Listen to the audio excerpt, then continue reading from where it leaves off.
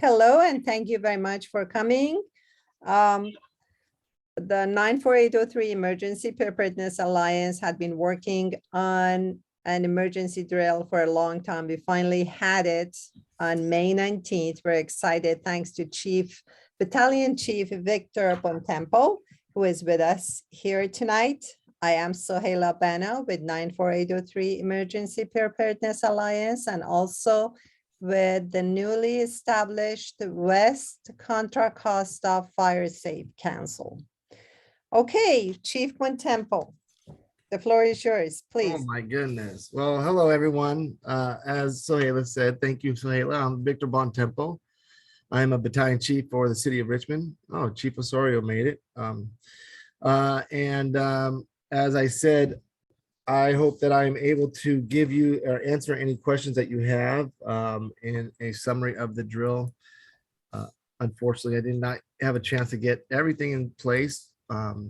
But as Sohaila said, we did have an evacuation drill on May 19th of this year. And it was the first one that we've ever done in the City of Richmond. And we have some new technology that we are working with and seeing how it affects things that we've done in the past. And so we were able to put this together really quick, and we chose to use the Carriage Hills neighborhoods to do this first drill because we had a lot of support there, and they're a well-organized neighborhood.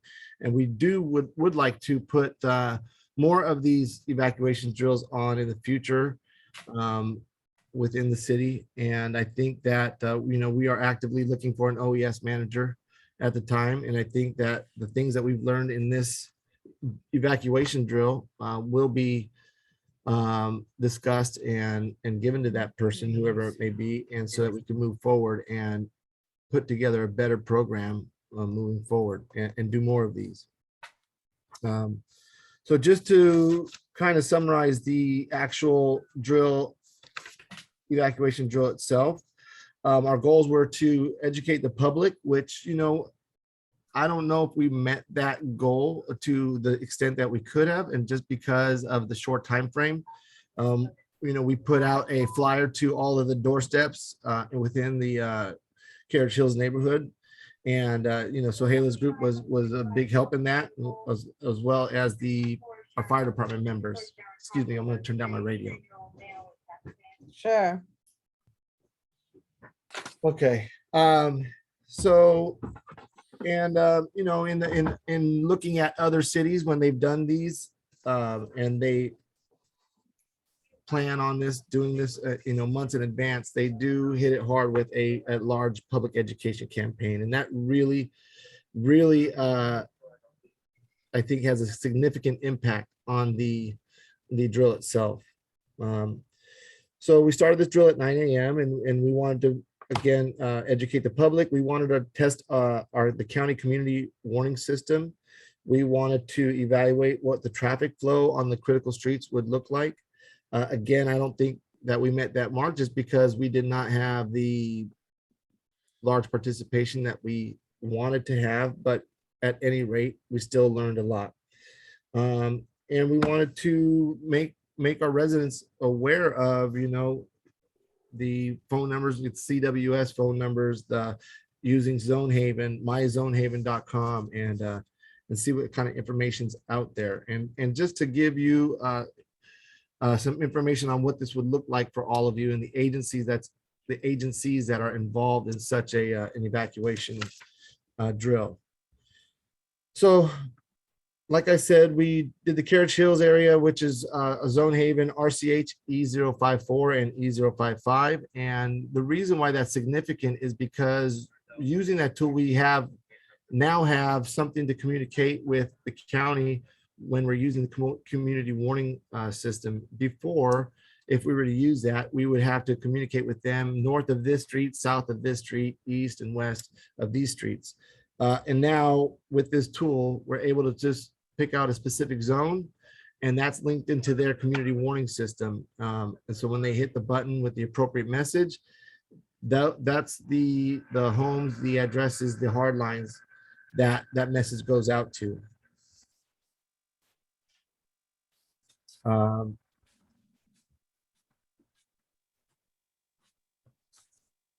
let's see here.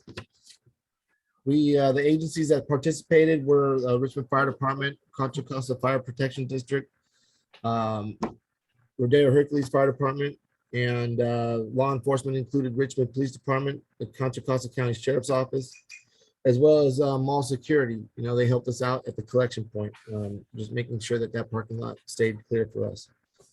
I also had some help on the private side from Joe Gupalo from Zonehaven, who used to be a battalion chief out here in El Cerrito, and Julie Carvalho, who works for Contra Costa County Sheriff's. She is the main person that puts out the community warning systems.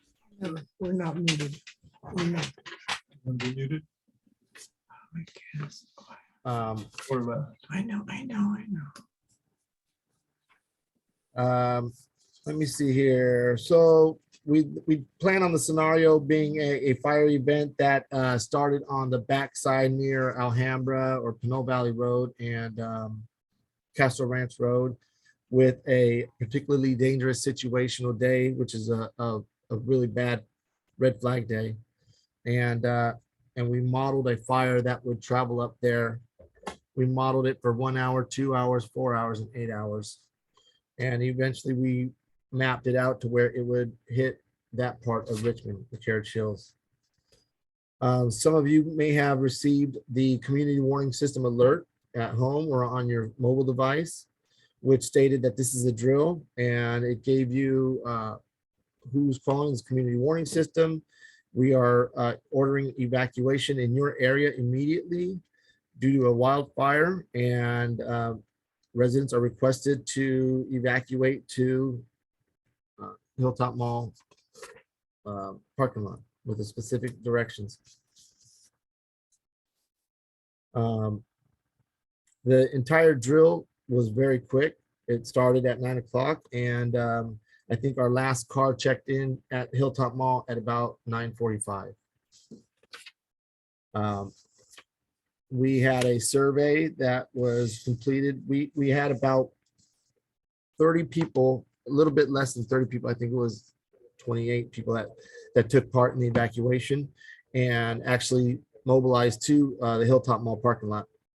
And, we had some feedback from these residents that did that, and it was very mixed. When we asked about, did you think the CWS alert was helpful? Some said yes. Some said it was rapid text and voice messaging. And some people said, even though I signed up, we did not receive an alert. Some said we would like more zone details. And so I think in the future, what we've learned is in that message that we can actually put a link to the Zonehaven platform to where you can look at your zone and what it entails. The public has a different Zonehaven platform than we do. On our end, it shows how many, what the population looks like within those zones, how many vehicles, what's the square acres or the area of that area, and how many structures. So for the two zones that we concentrated on, the population is approximately 1,068 during the day and 1,780 people at night. Again, we had this drill on a weekday at 9 a.m. So I think that there were several people at work because the vehicles during the day are 753, and at night we expect about 1,506 vehicles in that area. So with 795 cumulative structures in the Carriage Hills.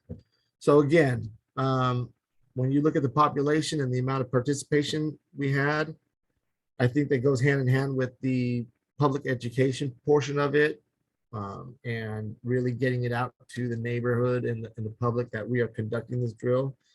That's a big lesson that we learned, so that in the future, when we do this, that we can definitely plan ahead and do a bigger and better campaign. Again, first time we did this, and we did this without an OES manager.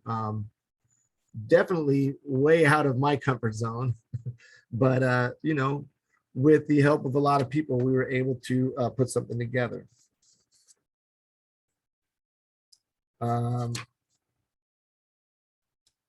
I think about almost 30 people did travel to the evacuation point.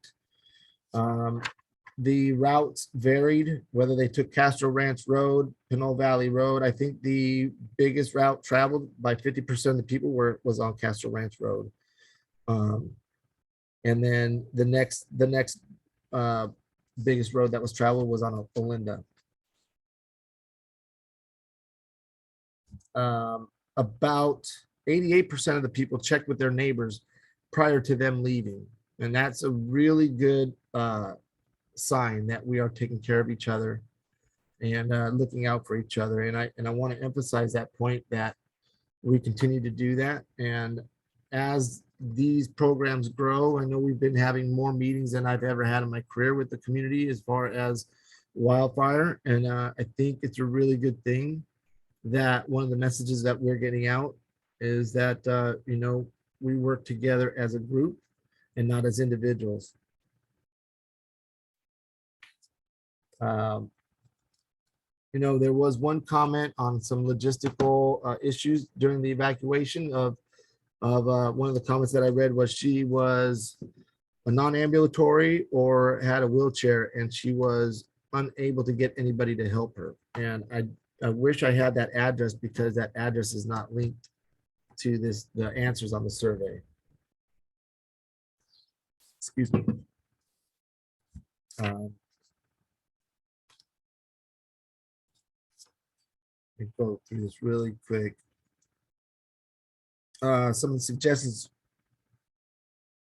from the participants were, you know, try to get more participants. And I think that goes hand in hand with the public education part of it.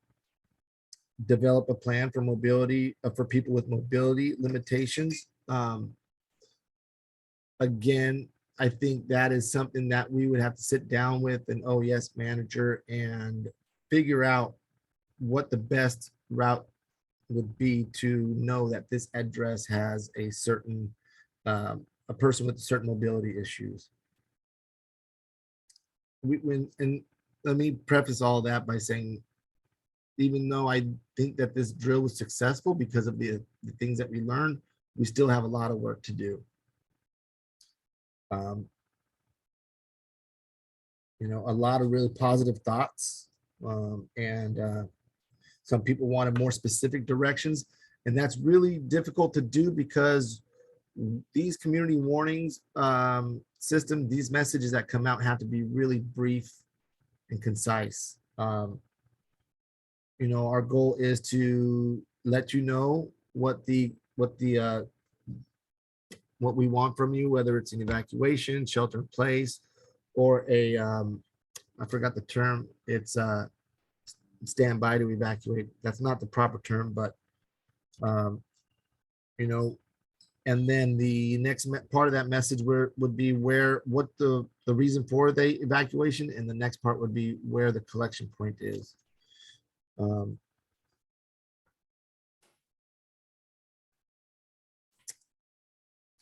think you know, the majority of the people heard about this event from the Richmond Fire Department flyer that we put out. You know, 16% of the people found out about the drill from the 94803 Emergency Preparedness Alliance.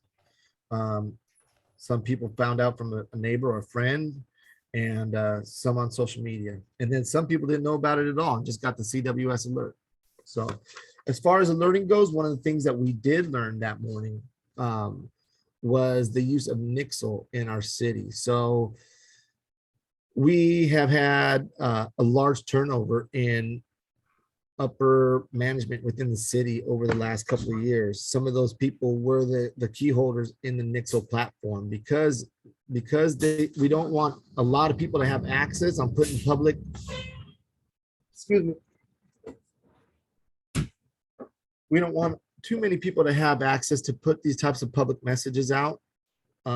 It is kept to just a few. And unfortunately, we found out that day that the people that did have the rights to do that on Nixle no longer work here. And it left it to a couple people within the city.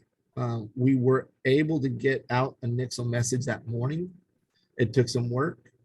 We have since improved on that and continue to improve on that. So, this pointed out a lot of deficiencies within our own systems. And so that, like I said, we have work to do still. With that, if anybody has any questions, I will try to answer them. Before getting questions, I just want to explain, some people may not be aware of all the activities we've been doing. We understand that it's very important actually to educate the public, enrolling in the community warning system, CWS, and Nexel. We even talked to Supervisor Joya, and he told us that his office, because we thought a simple solution would be for you, everyone, every resident, receive a low thing with their property tax to enroll in CWS and Nexel. That's very cheap. Everybody receives it, and landlords would be asked to let their tenants know. So, we'll have a high enrollment. Well, last year, Patsy said we missed the deadline. We're going to do it. So if you have any time to make a phone call or email, please volunteer, join us. We need to stick to the plan and just push and push and push until we get the result. West Contra Costa Fire Safe Council is going to work on it. That's an excellent idea, very cheap, very effective, but hasn't been implemented yet. Also, I might have misunderstood what you said at the beginning, that the county was a bit reluctant to cooperate with the evacuation drill on that date. Is that true? And they said other cities had priority, or that was my impression? I might have been wrong. No, so what happened was, at the same time that this drill was scheduled, we had the larger scale training drill going on, which was called Golden Eagle. And this was given to our emergency manager, our office of our OES manager, and it was there was some planning going on, and I'm focused online with the operations of the city and the fire department. So I didn't know too much about that when he left his position. I was asked to take that up, and so I made contact. And the first time I made contact was with the county, and they were saying, well, we have this big drill going on. We are going to be inundated with so many other alerts.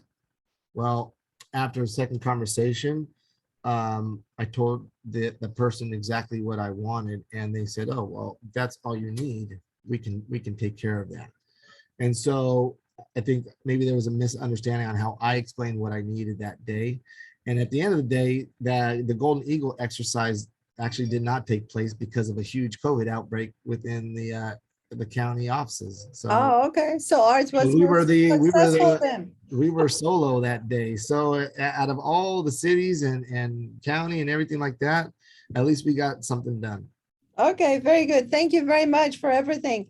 So there is a question about, if you could explain, because I learned it that day, how the message goes to landline and cell phone, and so who receives it?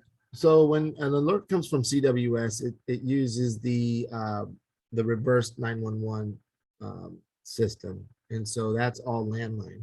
It does not hit the VoIP phones, like your Comcast cable phones and voice over internet protocol phones.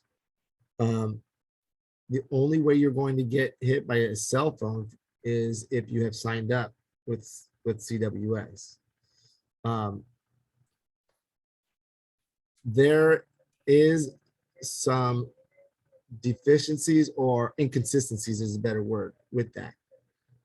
There are people that had signed up and were at their house that did not receive messages. There were people that did not sign up and received cell phone messages. So that is something that I'm not quite sure of within the system itself on how that pings people. But I do know, and I have been told by the county, that if you do sign up for those CWS alerts on your mobile device, that it should hit your mobile device wherever you're at. And I think you could put up to 3 addresses when you do sign up, so that if you are at a family's house in another area, that it should be able to ping you out there as well. Okay, so you know about your loved ones, if they're in danger or not. Yeah, and if you're there visiting. Okay, very good. Thank you very much. So that was one of our main concerns, actually, that between the city and county, you know, if CWS works and works properly, but seems like the puzzle is not solved yet. So the way CWS is built, it has nothing to do with individual cities. It's all within the county. So it's ran by the Contra Costa County Sheriff's Office, and that's where that system is. And I can put out an alert to San Ramon. I can put out an alert to Concord, City of Richmond, or to county, you know, unincorporated areas. So it comes from the county sheriffs, and it's built for the entire county. Can I chime in real quick, Chief? Yes, yes, Chief. All right. Good evening, everybody. Sorry, I was a few minutes late. No, thank you very much. We're glad you joined. Why don't you talk and then we get questions? I see some questions in the chat. I'm not very quick to read them, but please go ahead, explain everything about Zonehaven and zones and how they're related to messages and evacuation and everything, and then we'll open for questions. And I think I can cover some of the things in there, you know, as I speak about some of these things. So, you know, Chief's correct in the sense that, or, you know, about CWS ran by the county, but you also have to also understand the roots of CWS. We're a county that has a lot of industrial and petrochemical manufacturing and refining going on. So CWS, really its roots were as a standalone warning system for the community back when there was no cell phones and everybody had hard lines. And was kind of tailored to in the industrial setting. And you go years and years down the road to where we're at now, where we have other technology, primarily Zonehaven, which is what the county has decided to use. And I say the county, I mean all the agencies in the county, not just the county of Contra Costa, but the fire agencies, fire districts, all of that. And we're trying, and then there was this other component, which is an increased need for warning the community in the wildfire setting. Because, you know, as we all know, we are having historic wildfire activity over the, you know, for sure over the last 7 years, but it's, you know, been leading up before that. And areas that were never in extreme risk are now in extreme risk. And so it's trying to tie old in with new and add capabilities that it was never really meant to have in the beginning. Okay, so that's kind of the trick here is updating CWS and using it in the wildfire component. And so Zonehaven is a private company, but their technology is being marketed you know, across the country, and it's being adopted by a number of counties in California. And Zonehaven, it was in the works prior to the Camp Fire, but the Camp Fire really kicked off, and the North Bay fires really kicked off the need to have early warning and evacuation info for the community. And so, you know, CWS always felt that they were able to accomplish what their mission was on their own. And so these drills have allowed CWS to really see the value that Zonehaven being incorporated with their system adds to the community warning mission that they're supposed to be attacking, right? So, you know, some of their reluctance is a public agency such as the county interfacing with a private company like Zonehaven. But the county can't offer through CWS the incident command tools that myself and Chief Bontempo or the police department need on scene. When we arrive on your street in the middle of the night, when the fire's going, we need to have a tool that allows us to quickly identify areas of neighborhoods to evacuate. And that's what Zonehaven brought to the table, was a very well thought out way of dividing up cities and neighborhoods into little polygons or quadrants. And some are bigger than others because they are also have population density, evacuation routes. There's a lot of data that went into making these little districts or polygons. And so, and then with each one of those, it allowed somebody who wants to sign up that lives in that little quadrant to sign up or to monitor what their zone is. When they brought CWS into it, what really is tying them together now is they are linking to each other. So I don't know, so Helia, if you like, if you want to share the screen with me, I can show someone how they could go to Zonehaven and I've already shared it. Yeah, please go ahead. Okay, so sorry, I'm trying to close the chat side here so I have more room. And somebody's concerned about the privacy of the data. Is it correct to say that Zonehaven only connects location with cell phone number? That's all? Zonehaven only has what you give them. They're not getting info from other places. You are registering. It's like subscribing to be notified, right? So it's as much as you give them. It's kind of like a social media platform. If you signed up for Facebook, it's only what you put in your Facebook profile that they're going to have of you. You're not giving them a name and they're tracking down everything they know about you. You basically input an address and the address will pull up a zone, and you can open up the information box on that zone. And within that zone, you can link to community warning system and ask to have alerts sent to you for this zone. That's all they really need to know. All the other information is based that Zonehaven has is based on census data and other things such as that, because they need to be able to track population density to estimate choke points for evacuation routes, things like that. It's all, the majority of it is publicly available information, and a lot of it is census data. Okay. And also, some data comes from each city is required to have a safety plan or safety element in their master plan. And some of the things in there deal with evacuation and population densities, daytime, nighttime population densities. So all of that is factored into this. So there is no private information that you need to give. And I'll pull up the link now, but I think it's very minimal, such as your cell phone. And I don't even remember if they even ask your name, to be honest with you.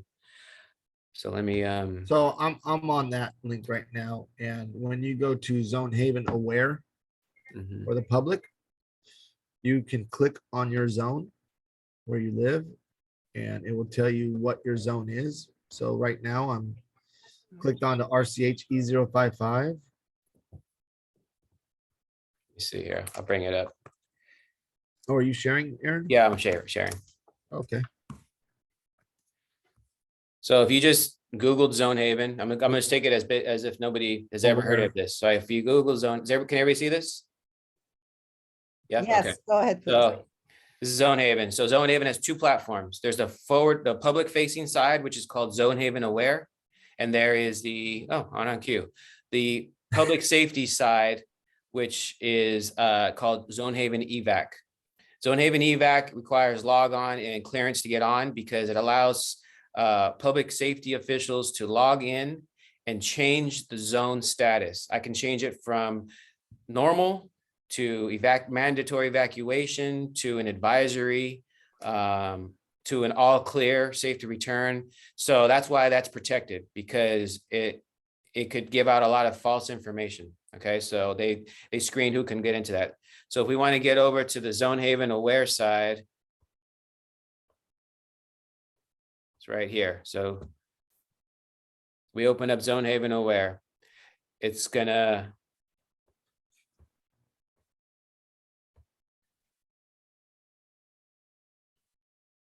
well, it usually goes into our local area, but this is going somewhere else. But just if in this search box, let's say like In for 803.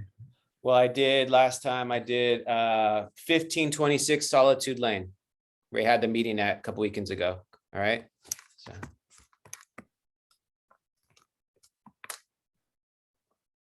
Right there pops up Solitude Lane.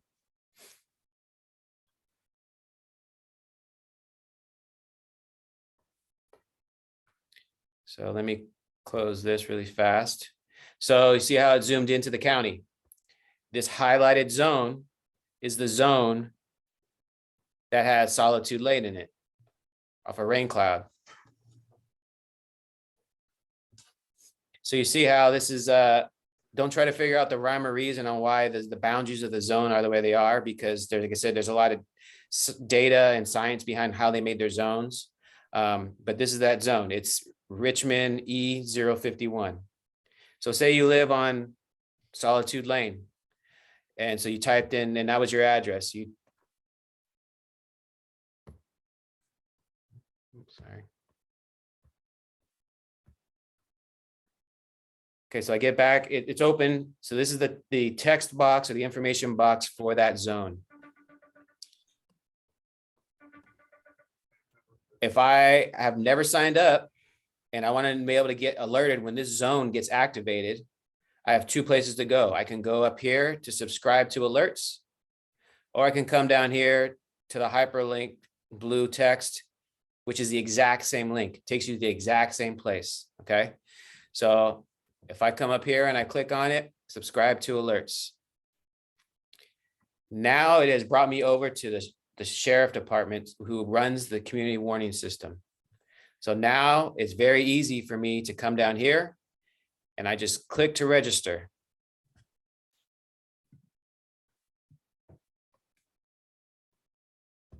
Sign your life away.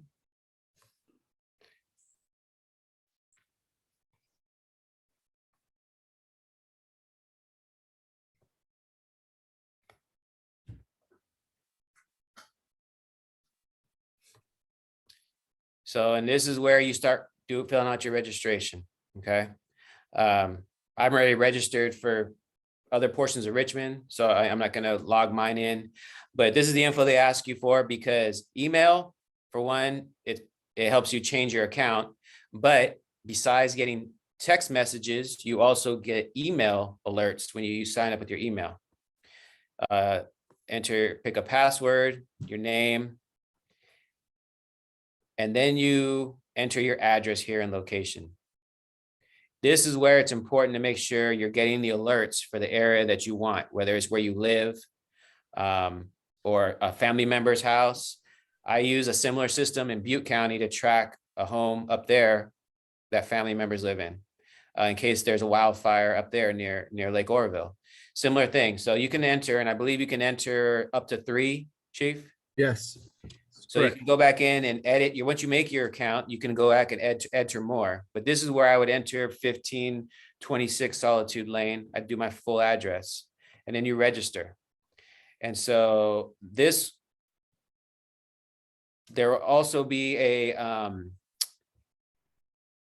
once you enter this, it'll ask you to do your cell number. I'm sorry, your phone number. And that's how you get the text messages. It'll ask you if you want to be alerted through text messages too. So they've tried to make it really easy so that you don't have to navigate a bunch of different things. I never used an app when I signed up for CWS.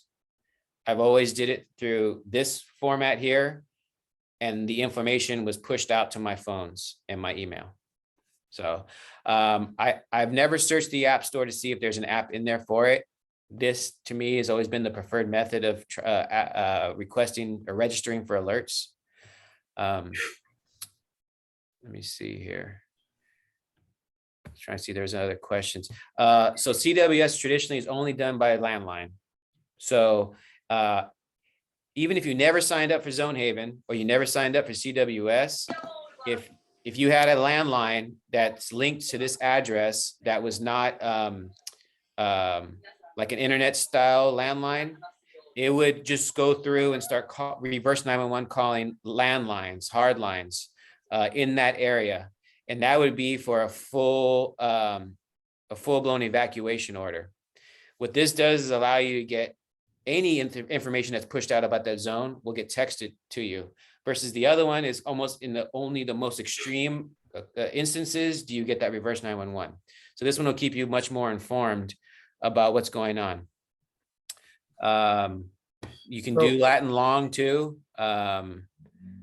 But Latin long would only be used by the fire department if somebody was disabled and for some reason, either their phone pushed out a Latin long and they disconnected, or if they gave a Latin longs, but it's easier for us to find by physical address because there's a few more steps to us to try to locate a Latin long. Sorry, I'm going to go through some of these questions here. Well, I'm looking at the top question. I don't know. I'm sorry, Ms. Pryor, if I'm not saying your name right. Oreen Pryor, is that right? The chief stated that the message went out on the hard line. Does that mean only on landlines are used? And that's what we're discussing right now. It does use a reverse 911 to hit the landline. And then if you sign up through this, then it will hit you on your mobile device. And then the second question to that was, why isn't Nixle accessed through the EMS dispatch? I'm not 100% sure, clear on that question. But Nixle is also a third-party vendor.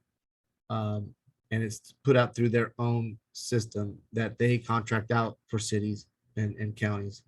So the dispatch center, and it's not EMS, it's all dispatch. Richmond Fire is a police and fire dispatch. Well, I They have understand the, that. they have the, understand that. Go ahead, sorry. they I have the understand that. opportunity to be, or the capability to activate the community warning system though, which is more important than Nixle. Yeah, well, I understand that. But my friends fled the Santa Rosa fire, and it was the Nixle alert that got them out and saved their lives. So, and the battalion chief said that the problem was that there was nobody in Richmond with the access in the administration. Well, that's an insane oversight, in my opinion. And what if they're all on vacation, even if they do have access? Your dispatch is there 24/7, right? Well, Right. but And- Nixle is not a city.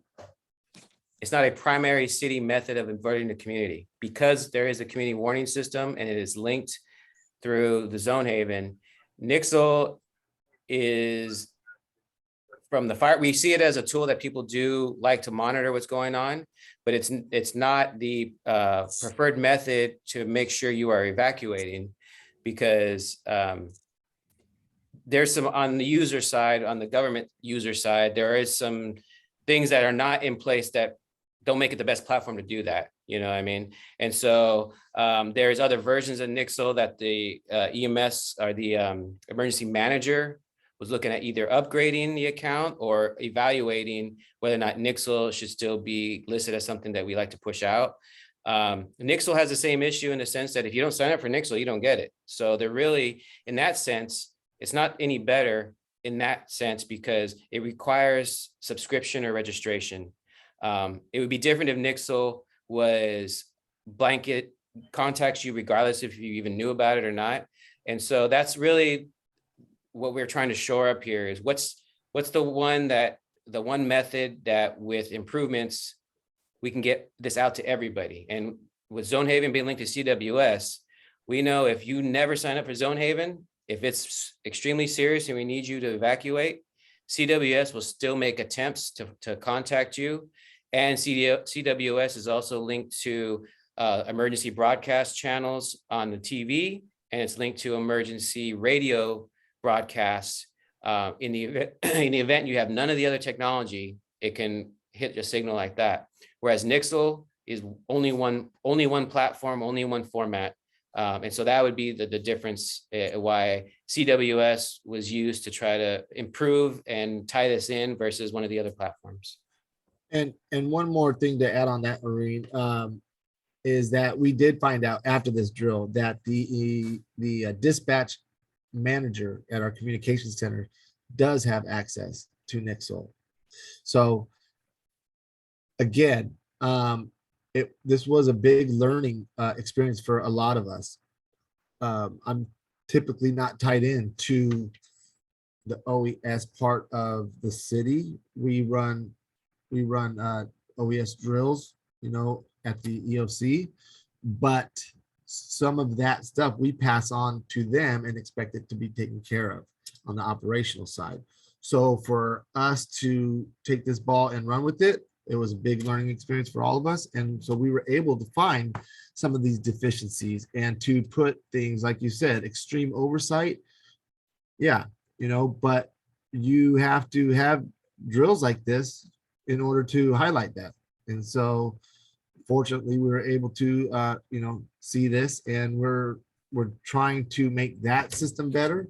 We're trying to make a system that we have multiple people that can put out those NICSO alerts, seeing how to educate the public, as well as standing on that platform of Zonehaven and the CWS. Thank you very much. That's why we're very glad that we did it, actually. And even though not many people participated, at least there was a good exercise of collaboration and cooperation.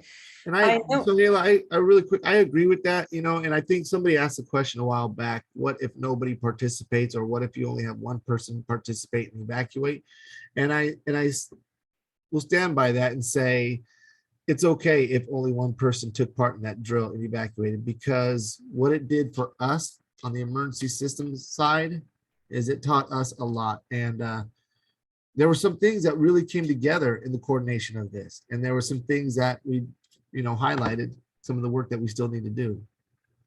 Yes, and I know CWS, when it sends messages, it refers to your zone number. So we need to know our zone numbers. Does NICSO do the same thing? And also Erica has a question. Erica, after this, I'm going to give it to you to ask your question. NICSO's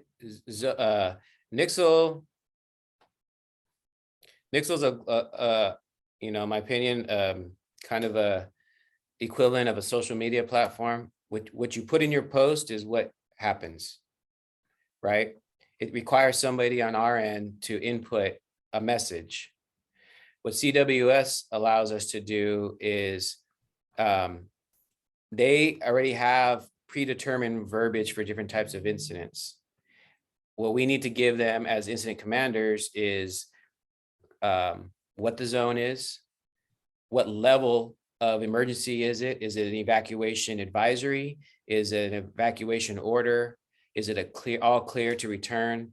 And then we need to give them collection point. Where do we want you to go? Do we want you to go to De Anza High School parking lot? Do we want you to come to the Richmond Auditorium? And it will get pushed out through those text messages. It will be what's broadcast on the radio channels. It will be what's the phone call you get. If it's a hard line, it's all going to be the same message. To do NICSO, we would have to now separately find somebody to do it and make sure it's consistent message, because that's what CWS's big concern is we want there to be a consistent message on whatever platform people follow. Same with our social media. If we were to push out the evacuation warning on our Twitter, Instagram, Facebook, we would want that message to also match the CWS message. We don't want to create confusion.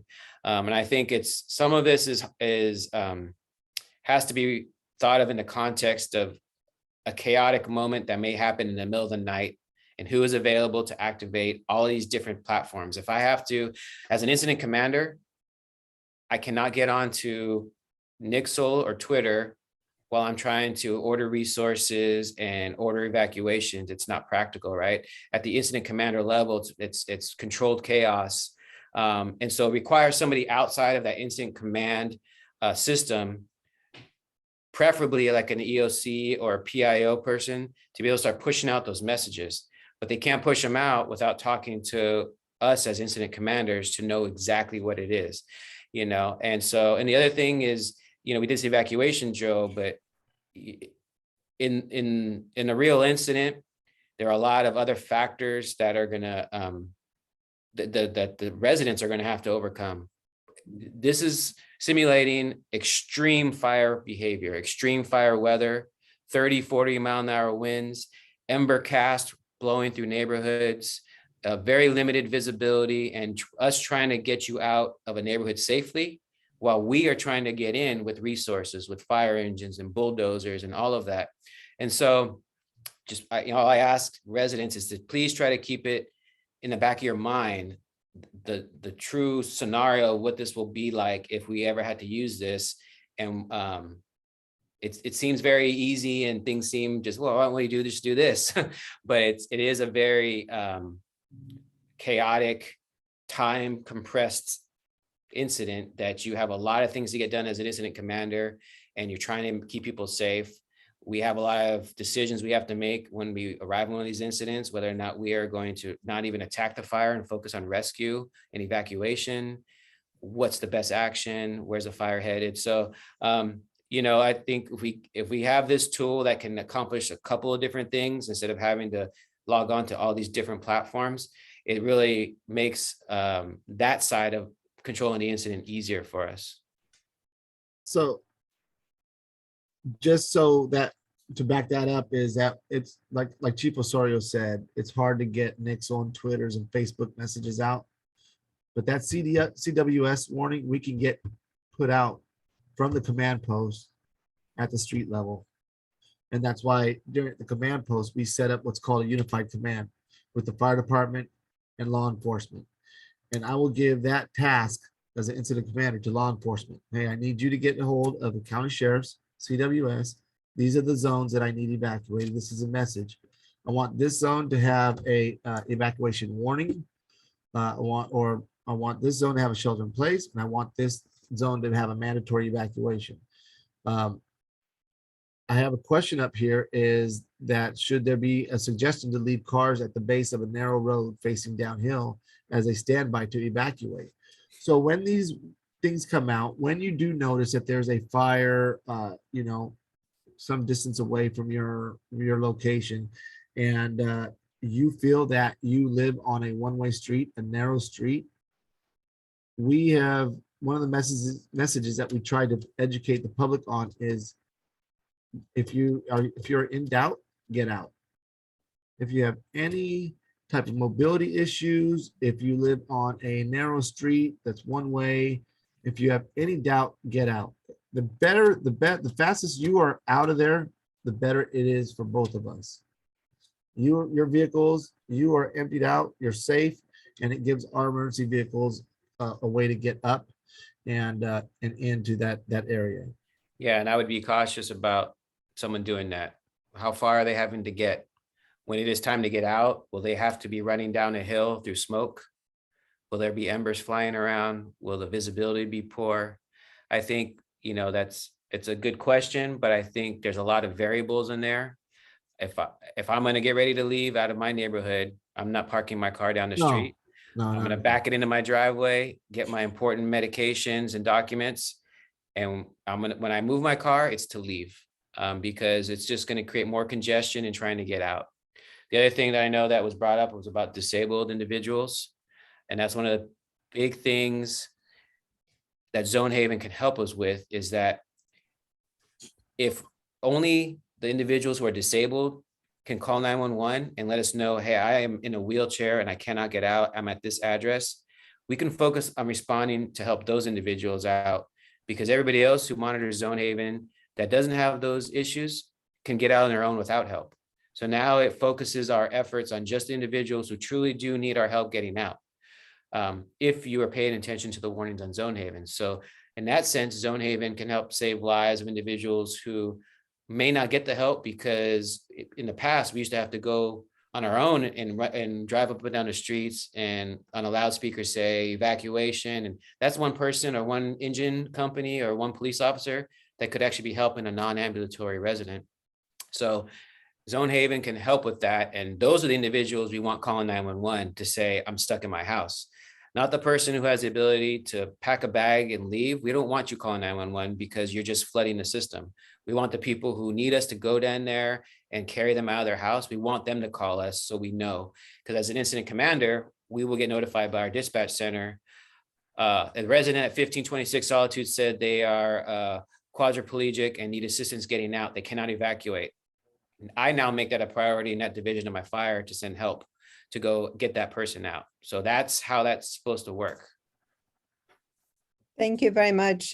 Erica, you had a question. Would you like to ask your question or should we read it? If you're there. Sure, I can just read it. So one, like when there is actually a fire, how does that get detected? Is it just sensed in some way? I don't Yeah, even know how there's- that happens. That's a great question. Yeah, numerous. It depends where you're at and what you're talking about. Some are detected by wildfire cameras. Most are called in. That's going to be the bulk of the time is somebody calling in, or a lot of times we get fires that are come in as the odor of smoke in the area.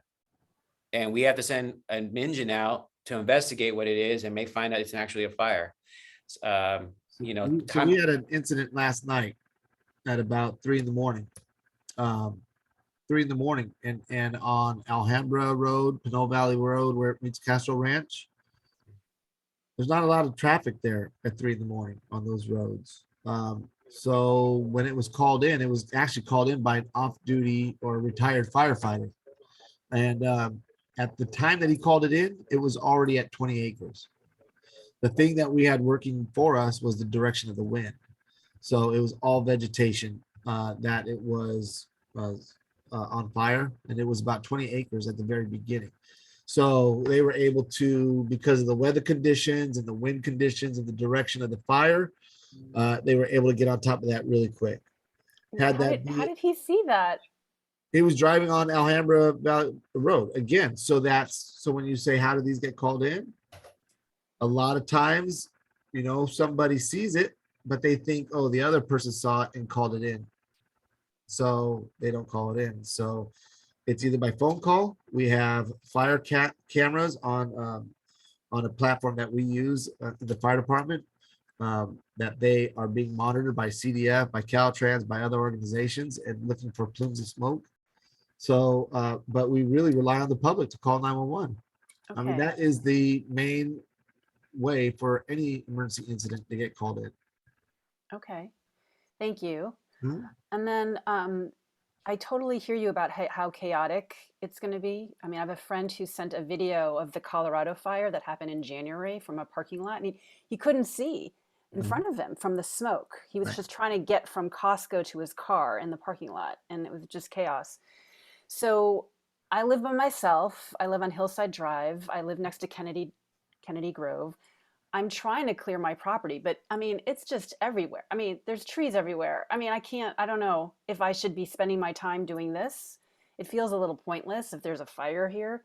So I just wonder, like, in all that chaos, what's the highest priority thing we should be doing? Like, get our to-go bag, do our own drills, like drive to the evacuation point, or get together with a group like we're doing to, have a phone tree or something? Like what The answer is yes. Right? Yeah. The answer is yes. It's Yes. all the above. But All of that. The really number one priority is to get yourself out. If you know for a fact that you have a neighbor that will need assistance and you have the time to help them, then you could do that. But if you don't have that time, but you do have time as you're getting out to call 911 and say, hey, my neighbor at this address is mobility issues, I'm evacuating. The best thing anybody can do is evacuate early. Not worry about anything else. And the prep before, a go bag, knowing what you wanted to grab when you need to grab it. It's the reality when you live in the urban interface is come May, you want to have what it is you want to grab if you have to grab it. That's also the time you want to start your vegetation management on your own property. Kennedy Grove, I'm sorry, but unfortunately, that's a very difficult place to be close of. And when it comes to fire prevention, just because, it's a lot of eucalyptus, there's a lot of trees. Trees and heavy vegetation are what spread fire in the sense of ember cast. Grass doesn't traditionally spread embers, okay? But the heavier fuels do, and eucalyptus even more so than most things, most vegetation. But ladder fuels within your own property, so that a ground fire on some short grass can't spread vertically up into your treetop and your canopy.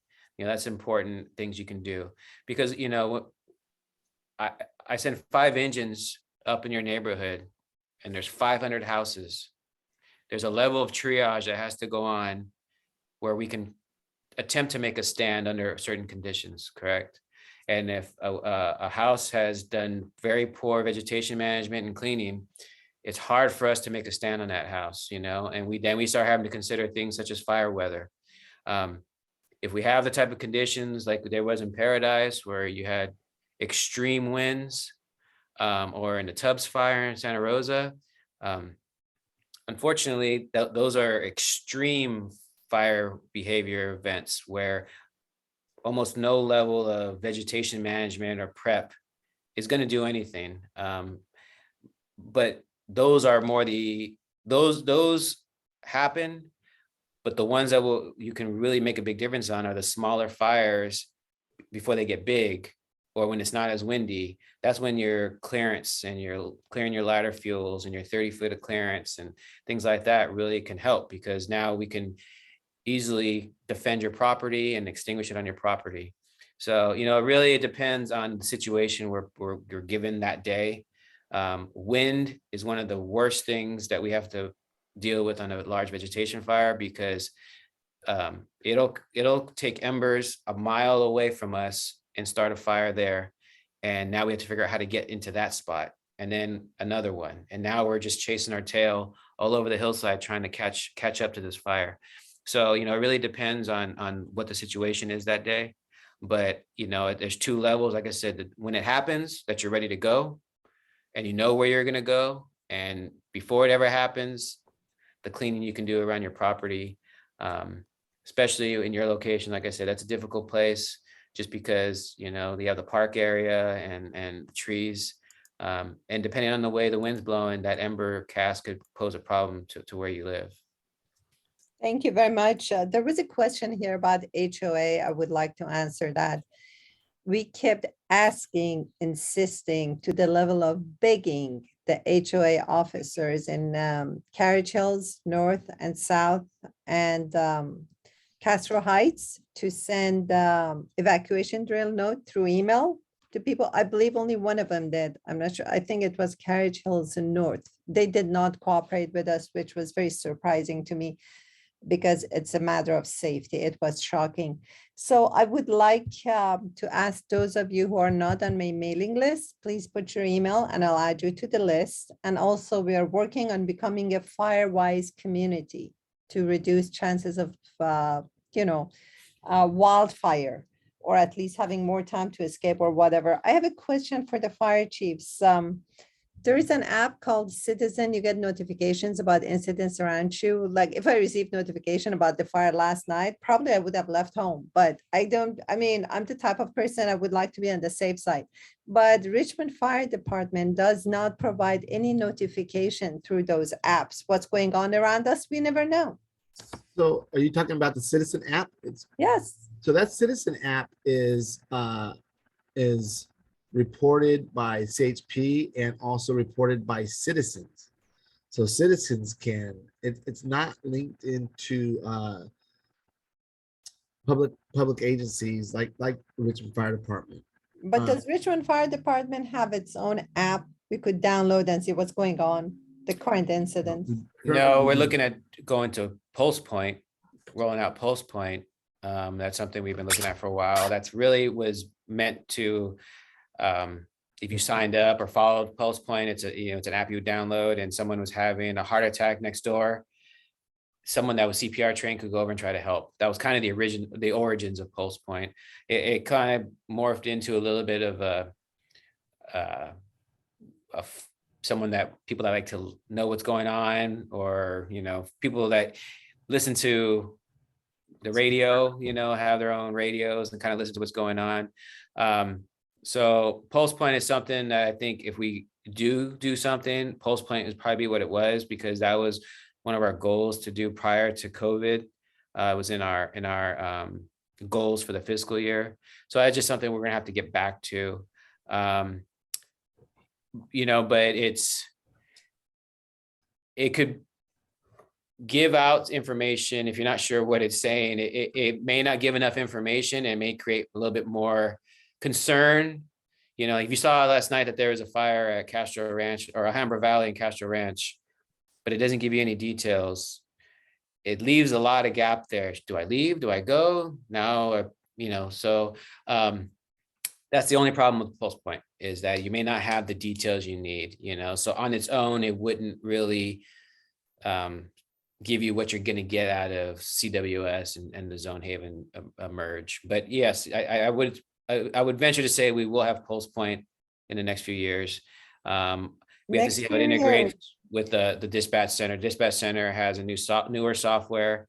And so I don't know how it integrate with a new cloud-based CAD system that we have over there. No, and I think there are issues, Chief Osorio, with our CAD system, because it is a police and fire dispatch center, that it goes through the DOJ. And I think that there are issues with putting some of that information out through the DOJ. That's what I've been told by some of the communications IT people. So Interesting. By the way, did you ever learn what caused the fire last night? I did not. Okay. By the way, we've been asking for sirens in our area to notify us of wildfire. Hopefully, once we have an OES manager, we'll follow up, but we think it's very important. The sirens, Right, because in Community our warning area, sirens? I'm sorry? the community warning sirens. Yeah. Yes, the ones that the Chevron puts in the neighborhood for leaks. I mean, we're not concerned about leaks. We are far enough. So we don't have any siren around here for leaks, but we can have one for wildfire.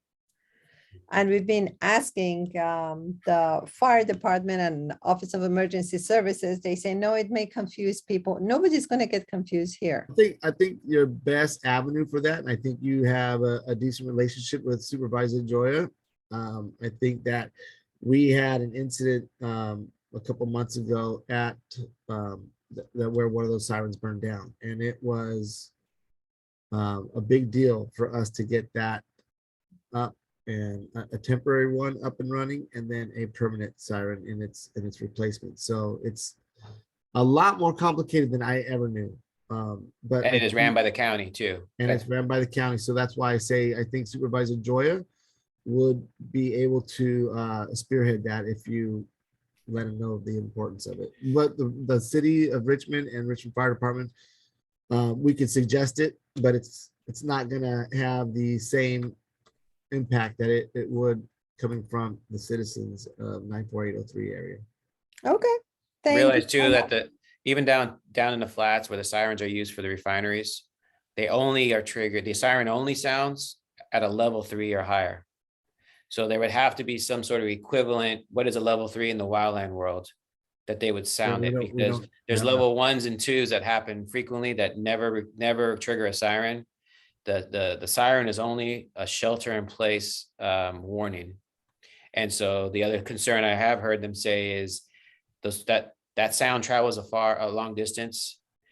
So if somebody down here in the flats hears the siren, are they going to know that that's for wildfire? Or are they going to think they need to shelter in place because something's going on at Chevron? So there just needs to be, not that it can't happen, there just needs to be clear definition of what it means, and everybody, it's publicized well, so everybody knows what to do if they hear the siren. Okay. Thank you very much. I really appreciate your time. All the efforts you put in for the evacuation drill. We get many questions and requests from neighbors about the next evacuation drill, and they want it to be in their neighborhood. If you foresee it, please inform them when it's coming and if they need to do something to get it done. Yeah, there's one question here that said to locate someone, and our dispatch center does have that ability. There's times where I'm sorry, I missed your voice for a few seconds. Maybe it was only me, but could you please repeat? Sure. There's a question here that does the fire department ever use lat long numbers to locate someone? And the answer is yes. Our dispatch center does have the ability to do that, especially when there's a 911 hang up. They're able to ping that cell phone to see where it was last, the call came from, and they'll use that to dispatch. What our dispatch center will do is convert that lat long to an area on the map, and then dispatch first responders to that area. Very good. And the answer to how residents can request the next evacuation drill in their neighborhood. My concern, I was very concerned actually to make sure the city and county can get together and the police department and sheriff department and fire and all the agencies could cooperate. I'm very glad you did it. I hope we have it on an annual basis. So shall we plan to have it every May at one neighborhood? Would that Uh, work? I don't, I agree with you, the importance of it. I can tell you that it will happen again. At this point in time, I would hate to make any false promises and say, we're gonna have it every May. Plus the point now knows that you got one, they want one. And so every- does here's the East thing, Richmond Heights. They called and said, what about us? You know, And and rightfully so, and rightfully so. I think that we need to do this for every part of our city and for whatever reasons, whether it's vegetation, whether it's wildland urban interface, whether it's petrochemical. I think this is a really good thing. I think that we are in a place right now where we are having some transition in staffing, and it would really be a great thing for us to have an OES manager and for Chief Osorio and I to sit down with that person and explain everything that we've done and the importance of it, and then assist that person in getting this going so that we can do this more frequently and have a template that we can use. As far as getting all the agencies working together, it's not difficult to do. The only difficult part of it is when we pick a date, if they don't have anything big going in their own agency. You know, sometimes we call a police agency to do some training with us, and they have their own big SWAT training going on where their personnel numbers are low that day, or, you know, there's just a multitude of reasons. And then with that being said, we can always plan on a specific date and time for any kind of drill. But unfortunately, we're in the business of emergency services, and we can never forecast that. And there are times, last week, I had a drill set up for rope rescue every day, every morning from 9 a.m. to noon.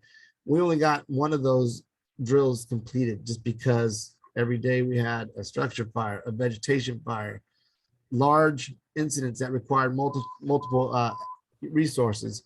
So we can plan all we want, and we try our hardest, but at the end of the day, emergency response is going to take priority over everything. This will be, when the new emergency manager comes on, all of this will be shared with that person. It definitely will be on the top list of things for annual, because there's other components of this. We wanted this to be encompassed that we couldn't because of COVID, because it was the statewide exercise, but we want to activate our EOC as part of one of these drills. We want to know if that function is working. So there's other behind the scene functions we want to incorporate into this drill. But before the person's even in the position, we don't want to make promises that person is going to have to keep when they may have to plan it out. So that's all we are going to redo them. And this is Chief most of you that have seen Chief Montoya at different events, you know that this is something that he's very passionate about and wants to make sure it happens. So, you know, between him and myself and Chief Bontempo, it's definitely going to be a priority in the onboarding of a new emergency services manager, the importance of this. And also just going over what has happened and what we identified needs to be worked on. And so, you know, we're not going to forget about it, but it's just getting that position filled is super important for us, because they can really take this drill to a place that the operation folks just don't have the bandwidth right now to be able to do, because they're juggling basically a fire prevention emergency manager duty along with still running fire operations across the city, which is a little bit out of our normal wheelhouse, but we wanted things to continue as much as we could until that person got here. But Thank it you definitely very will be much. one of their main, that and CERT is going to be that person's two main things they need to really focus on when they come on. So that brings me to the point to ask everyone to please write to Richard Brady, who is doing an emergency study data of the city of Richmond, and ask for enough budget and staffing for Richmond Fire Department to conduct emergency drills. It's very important for us. In the last email I sent you, you see his email address. He's kind enough to provide it for direct feedback. So make it your homework. Please reach out because we want it. And if there's a specific neighborhood, we're going to start talking about the next drill, hopefully in December, so we can have it in May. But for now, let's make sure the fire department has enough budget and staffing to do that. Thank So you there's very a- much. So can I touch on one of the questions really quick that is in Sure, the sure, chat? go ahead. There's a question by from Alan, and can we buy fire hoses for hydrants nearby and get training on hooking them up and using in pre-fire mode? And I want to address that. The importance of that question is no.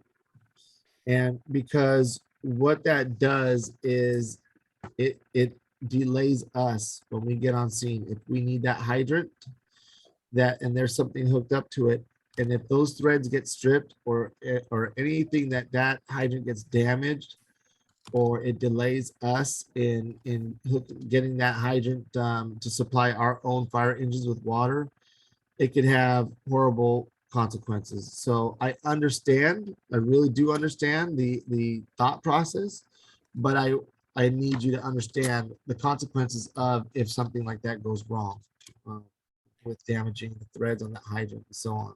There's also pressure issues. Think of the hydrant system as your veins and your blood. If your pressure Open goes down too volume. low, it's not sustainable.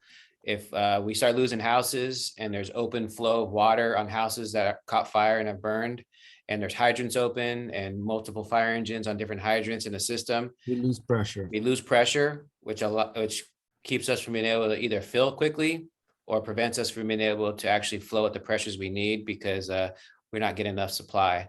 So, for somebody who has a well and is way out in the country, yes, that is a great way to defend your property a little bit. But in the urban setting and the urban interface setting, where we are relying on those hydrants also, it could definitely create some pressure issues. And even if we called East Bay Mud to boost the pressure, when you get into the hills, some of those are dead end hydrant systems where you start taking pressure, and then if we take the next hydrant up, we don't have enough pressure to be able to get the water. So we'd rather you spend your time getting out safely than getting yourself in a position that might get you hurt, where we have to come and help you. We are taking applications though, Alan. So if you like to have the official fire hose and hydrant key, we'll sign on up. And I'll try to answer some of these questions that are in the chat through chat. So like the helicopter question, that is part of the incident commander's process of ordering resources. A lot has to happen very quick. So we as incident commanders first on scene, I'm getting CAL FIRE response. I'm getting Eagle from East Bay Regional Parks. I'm getting Star 3 from Contra Costa County Sheriff's Office. So there's a multitude of resources that our Chief Osorio will have to tap into to mitigate these types of incidents. Okay. Great. Thank you very much. I really appreciate everything you're doing for our community. Yes, ma'am. Thank you, Chief Bontempo and Chief Osorio. Thank you, everyone, for coming. Thank you. Let's for your keep the good job. work. Please read Thank you all so my emails. much. They are very important and make it as concise as possible. And do your homework. Write to Richard Brady. Thank you so much. Have a nice evening, everyone. Thank you. Bye. Good night. Thank Bye-bye. you.